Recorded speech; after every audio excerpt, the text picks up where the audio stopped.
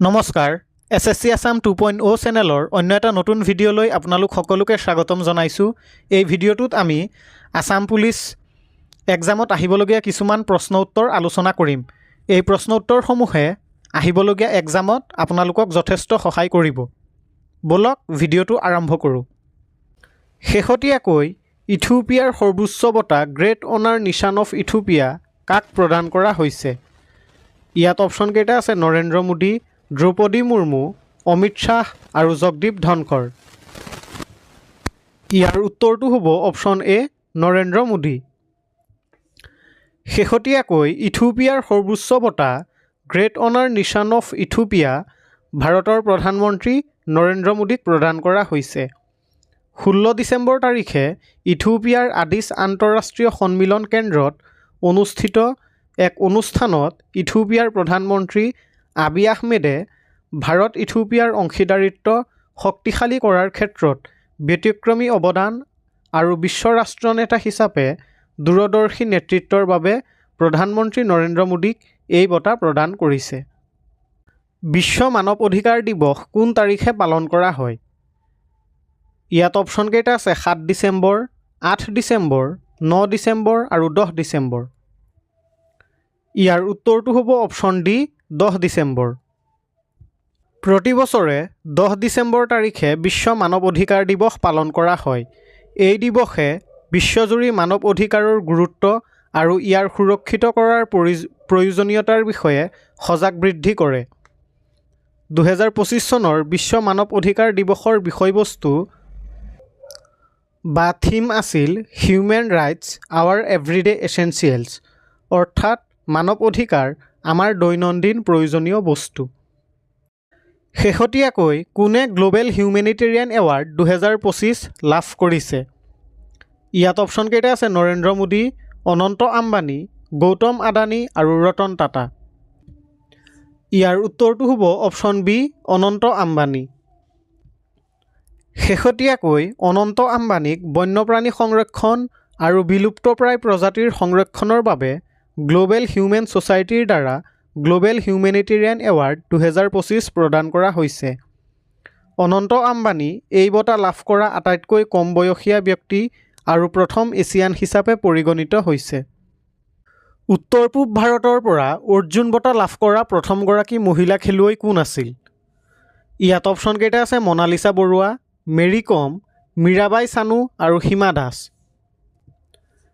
ইয়াৰ উত্তৰটো হ'ব option A Monalisa Barua. উত্তৰ পূব ভাৰতৰ পৰা অৰ্জুন বঁটা লাভ কৰা প্ৰথমগৰাকী মহিলা খেলুৱৈ আছিল অসমৰ মনালিছা বৰুৱা। তেওঁ টেবুল টেনিছ খেলৰ সৈতে জড়িত আছিল। 1987 চনত তেওঁক অৰ্জুন বঁটা প্ৰদান কৰা হৈছিল। কোনজন সাহিত্যিকে তেওঁৰ চুটিগল্প সংকলন চেনেহজৰীৰ গাঁঠিৰ বাবে সাহিত্য অকাডেমী বঁটা লাভ কৰিছিল? ইয়াত অপশ্যন কেইটা আছে মহিম বৰা, অতুল চন্দ্ৰ হাজৰিকা, নগেন শইকীয়া আৰু অতুলানন্দ গোস্বামী। ইয়াৰ উত্তৰটো হ'ব অপশ্যন ডি অতুলানন্দ গোস্বামী।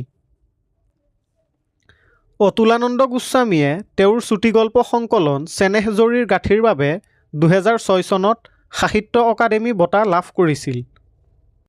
অসমত প্ৰতিষ্ঠা হোৱা প্ৰথম অভিযান্ত্ৰিক মহাবিদ্যালয় কোনখন? ইয়াত অপশ্যন কেইটা আছে অসম অভিযান্ত্ৰিক মহাবিদ্যালয়, যোৰহাট অভিযান্ত্ৰিক মহাবিদ্যালয়, IIT গুৱাহাটী আৰু NIT শিলচৰ। ইয়াৰ উত্তৰটো হ'ব অপশ্যন এ অসম অভিযান্ত্ৰিক মহাবিদ্যালয়। অসমত প্ৰতিষ্ঠা হোৱা প্ৰথমখন অভিযান্ত্ৰিক মহাবিদ্যালয় হৈছে অসম অভিযান্ত্ৰিক মহাবিদ্যালয়। এই অভিযান্ত্ৰিক মহাবিদ্যালয়খন 1955 চনত গুৱাহাটীৰ জালুকবাৰীত প্ৰতিষ্ঠা কৰা হৈছিল। অসমৰ ৰাজধানী শ্বিলঙৰ পৰা দিছপুৰলৈ স্থানান্তৰিত হোৱাৰ সময়ত মুখ্যমন্ত্ৰী কোন আছিল? ইয়াত অপশ্যন কেইটা আছে গোপীনাথ বৰদলৈ, শৰৎ চন্দ্ৰ সিংহ, হিতেশ্বৰ শইকীয়া আৰু তৰুণ গগৈ। ইয়াৰ উত্তৰটো হ'ব অপশ্যন বি শৰৎ চন্দ্ৰ সিংহ। 1973 চনত যেতিয়া অসমৰ ৰাজধানী শ্বিলঙৰ পৰা দিছপুৰলৈ স্থানান্তৰিত কৰা হৈছিল তেতিয়া অসমৰ মুখ্যমন্ত্ৰী আছিল শৰৎ চন্দ্ৰ সিংহ। 1972 চনত কংগ্ৰেছ দলে সংখ্যাগৰিষ্ঠতা লাভ কৰাৰ পিছত তেওঁ ক্ষমতালৈ আহিছিল আৰু 1972 চনৰ পৰা 1978 চনলৈ অসমৰ মুখ্যমন্ত্ৰী আছিল।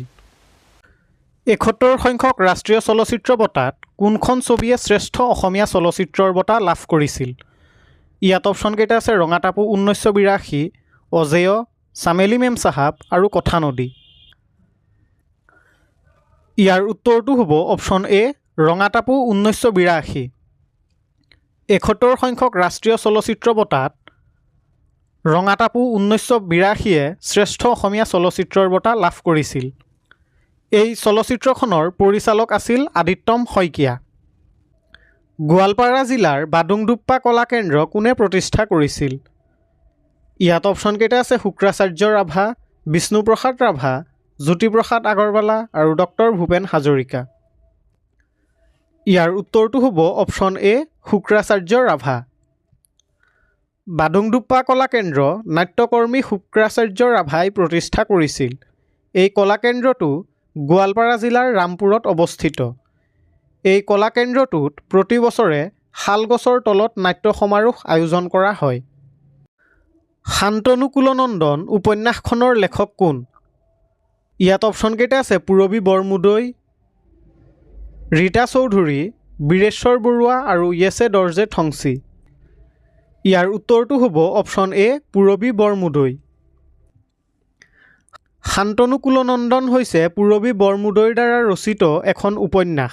এই উপন্যাসখনে 2007 চনত সাহিত্য অকাডেমী বঁটা লাভ কৰিবলৈ সক্ষম হৈছিল।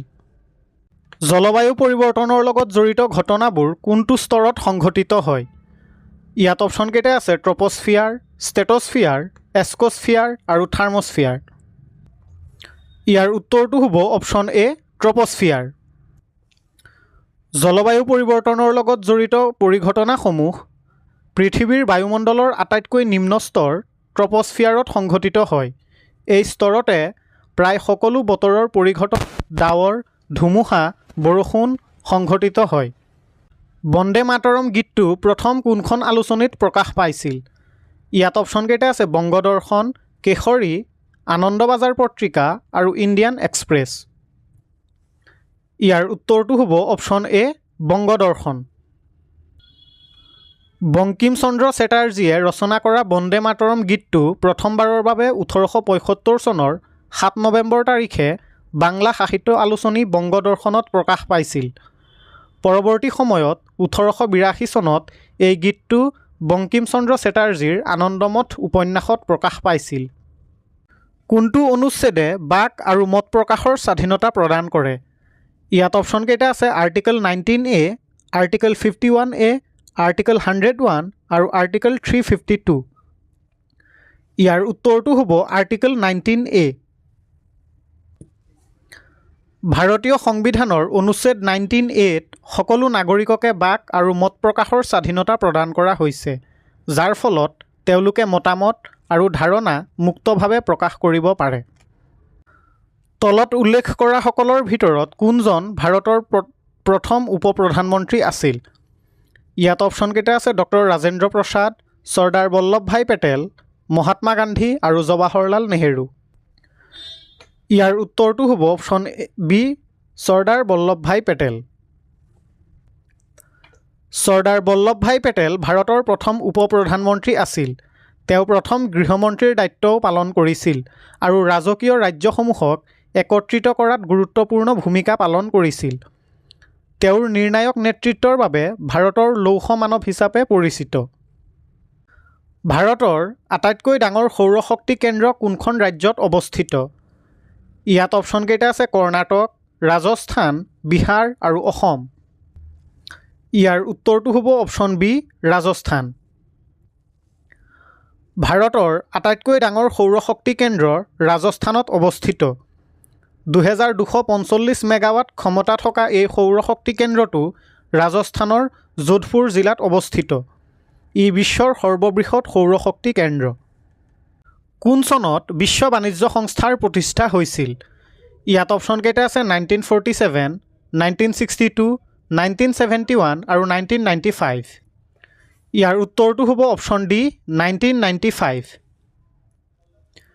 1 জানুৱাৰী 1995-ত বিশ্ব বাণিজ্য সংস্থা প্ৰতিষ্ঠা হৈছিল।